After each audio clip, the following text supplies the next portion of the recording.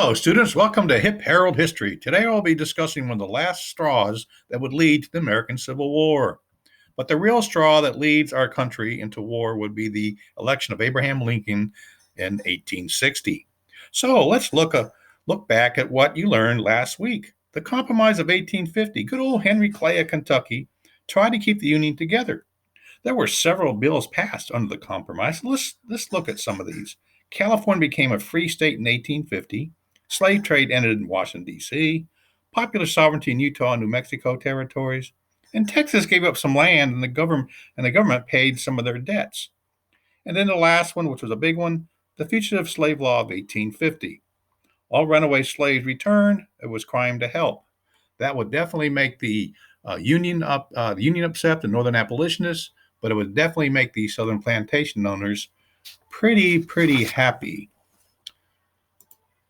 So let's talk about the Kansas-Nebraska Act of 1854. So here we go again. The big issue of these compromises has been slavery and also sectionalism between the North and the South. So what was the purpose of the Kansas-Nebraska Act? We're going to discuss a little bit.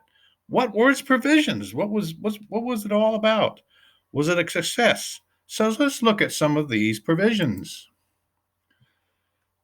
So the purpose of the Kansas-Nebraska Act. Stephen Douglas wrote this bill. Douglas wanted the country to expand to the west, wanted a railroad system, which would be the Transcontinental Railroad, to go west and get many more people to move out west. Now we have this issue of sectionalism again between the North and the South, and that was slavery. So in his bill, he gave popular sovereignty to the Kansas and Nebraska territory. This upset the Northern Democrats. So what were the provisions? If you look at that map right there, you've seen that map before. It divided the remainder of Louisiana Purchase into the Kansas territory and Nebraska territory. Slavery. You can go ahead and decide for yourself with it. These territories are given popular sovereignty. And the Missouri Compromise were repealed. So let's look at that for a minute. The Missouri Compromise was repealed. Wow, that thing was going on for 30 years.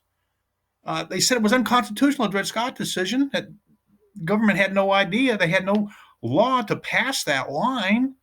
And now, under the Kansas-Nebraska Act of 1854, they went ahead and repealed the thing.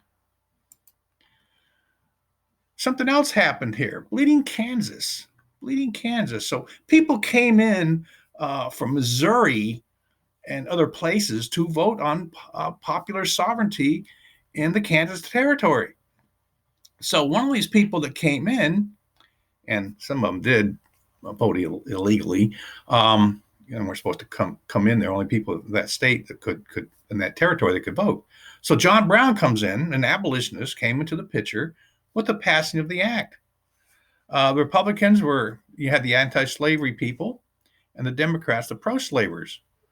So Brown and his sons entered the Kansas territory and killed 5 pro-slavery people by using machetes. Wow, the country is in turmoil right now. You had like a civil war in Kansas. John Brown was on his rampage. The country is really going in disarray right now. Nothing is going right. All the compromising that Henry Clay did, trying to keep the Union together with the Compromise of 1820, and now the Compromise of 1850, and now this Kansas-Nebraska Act, where war starts out. People start getting killed. People start getting beaten up. So here's one thing about someone getting beaten up. Violence in Washington, D.C. Yes, students, yes. Violence was taking place everywhere in the country. Even in the Senate, even in D.C., at the Capitol building, in the Senate chamber, a senator from Massachusetts was nearly caned to death by a Senator Preston Brooks from South Carolina. So, it's just on the verge of just falling apart. And with all this, Kansas would become a free state before the Civil War. And soldiers would fight from Kansas. They would call the Kansas Redlegs, some of the units, and they would become a free state on January 29th, 1861, on the eve of the Civil War beginning. So let's look at this. Was the Kansas-Nebraska Act a success? Was it a success? Well, let me tell you, no, it was not a success. It was a disaster, they say. It only prolonged the war between the states. In 1860, Abraham Lincoln would run against Stephen Douglas for the presidency. The Republican Party was born in 1860 when Lincoln became president. Lincoln was a free soiler party, and that party kind of like disintegrated, and the Republican Party came into play. So you had Democrats, and then you had the Republicans that came in, and Lincoln would be the first president would be coming to office as the president of the Republican Party. So with all this, I mean, we're just waiting for something to happen, and you're going to find out next week that with Lincoln's election of 1860, some things started happening in our country. So I hope you enjoyed today's presentation of the Kansas-Nebraska Act, and do your work and have a great week and study, study, study. Have a great week.